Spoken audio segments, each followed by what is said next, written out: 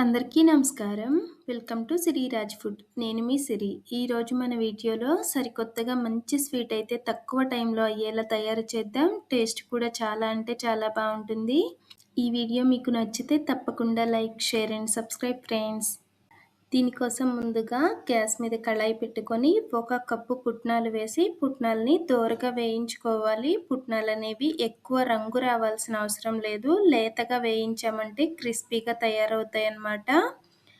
Gas తక్కువ పెట్టుకొని వేయించుకోవాలి. పుట్నాలనేవి ఈ మాత్రం వేగిన తర్వాత ఏ కప్పుతో పుట్నాలు తీసుకున్నామో అదే కప్పుతో అరకప్పు ఉప్మా రవ్వను వేసి ఉప్మా రవ్వ కూడా మంచిగా దోరగా వేయించుకోవాలి. ఎక్కువ రంగు రావాల్సిన అవసరం లేదు. మన ఛానల్లో ఇంకా ఈజీగా తక్కువ టైంలో చేసే స్వీట్స్, స్నాక్స్, హెల్దీ రెసిపీస్ చాలా ఉన్నాయి. కుదిరితే ఒక్కసారి చూడండి. వీడియోస్ మీకు నచ్చితే తప్పకుండా సబ్స్క్రైబ్ చేయండి. వీటిని నేతిలో వేయించాల్సిన అవసరం ఏమీ లేదు. ఇలా పొడి పొడిగా వేయించుకున్న తర్వాత ఒక ప్లేట్లోకి తీసి ఒక 10 నిమిషాలు పక్కన పెట్టామంటే చక్కగా చల్లారిపోతాయన్నమాట. ఇవి చల్లారిన తర్వాత ఒక మిక్సీ జార్ తీసుకొని వీటిని వేసి ఏ కప్పుతో పుట్నాలు తీసుకున్నామో అదే కప్పుతో అరకప్పు పంచదార వేసుకొని మెత్తగా మిక్సీ పట్టుకోవాలి. పెద్ద మిక్సీ జార్లో వేసామంటే కొంచెం బరకగా వస్తుంది, కానీ ఇలా మసాలా మిక్సీ జార్లో వేసామంటే మెత్తగా పొడైపోతుంది. ఇలా పట్టుకున్న పొడిని ఒక ప్లేట్లోకి తీసి పక్కన పెట్టేద్దాం.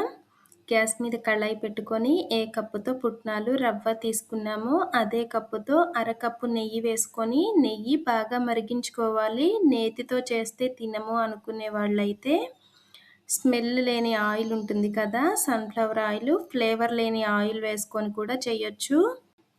నెయ్యి అనేది ఇలా మంచిగా మరిగిన తర్వాత గ్యాస్ ఆఫ్ చేసి మనం ముందు తయారు చేసి పెట్టుకున్న పొడిని వేసి చక్కగా కలుపుకోవాలి.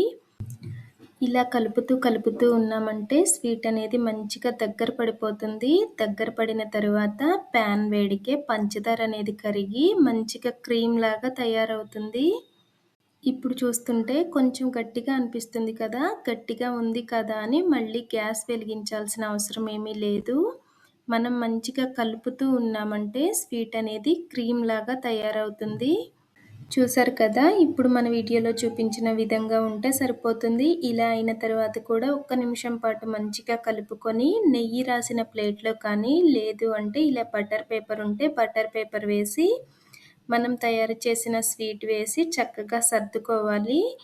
ఇలా సర్దుకున్న స్వీటు ఒక 15 నిమిషాల పాటు పక్కన పెట్టి చల్లారిన తర్వాత ఒక 2-3 నిమిషాలు ఫ్రిడ్జ్లో పెట్టి తీసి తిప్పి బటర్ పేపర్ తీసేసి మనకి నచ్చిన షేప్లో కట్ చేసుకోవచ్చు.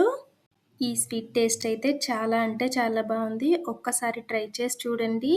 అన్నీ ఇంట్లో ఉన్న వాటితో తక్కువ టైంలో తయారు చేయొచ్చు. ఈ వీడియో మీకు ఎలా అనిపించిందో కామెంట్ చేయండి. ఈ వీడియో మీకు నచ్చితే లైక్ చేయండి, షేర్ చేయండి, సబ్స్క్రైబ్ చేయండి. రేపు ఇంకో సరికొత్త రెసిపీతో మళ్ళీ కలుసుకుందాం. By bye friends.